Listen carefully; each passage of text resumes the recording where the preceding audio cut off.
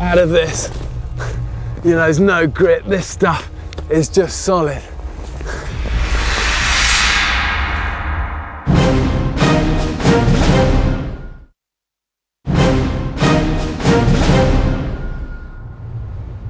I'm in the Patagonian ice field, deep in the heart of a crevasse. It's just like the one that so nearly cost me my life in the Himalayas. There is something just sinister about these places. I've been in a lot of tight spots before, but there are a few that make me this scared. This is not a good place for humans to be or to hang around in, and I want to get out of here, and the way I can do that is just to use a Prusik, and all this is a simple loop that has saved so many people's lives.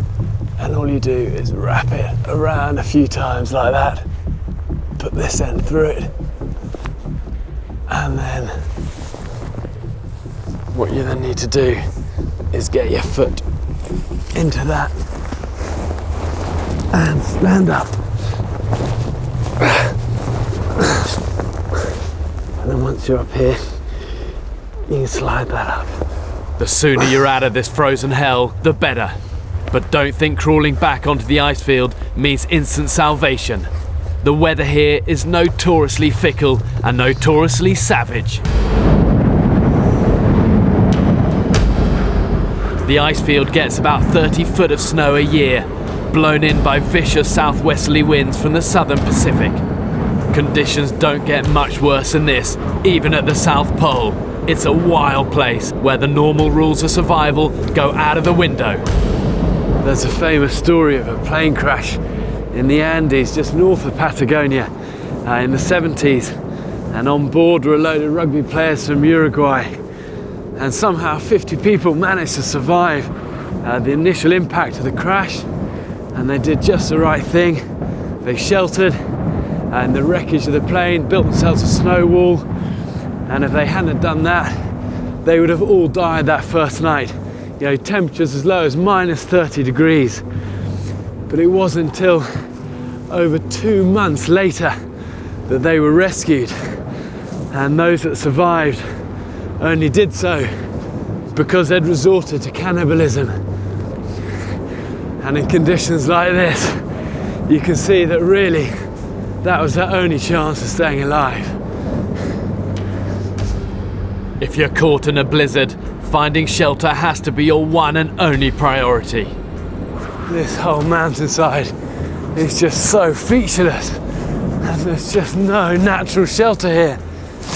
But what I have got is just tons and tons of snow under my feet, and snow is a really good insulator. And what I'm going to do is just make a really simple snow cave. Unless you get out of the wind, you're going to die. Loose drift snow often builds up on the lee slopes, and this makes it easy to dig down and burrow in. Even if it is halfway up a mountain in the freezing wind and snow, there's something quietly satisfying about making a snow cave. What does my little boy would say? Den. But make no mistake, these mountains can kill. Even the best prepared are caught out. A few years ago, a Chilean army battalion on exercise near here was caught unawares in a blizzard. In one night, 25 conscripts froze to death. It looks like I've started digging just in time.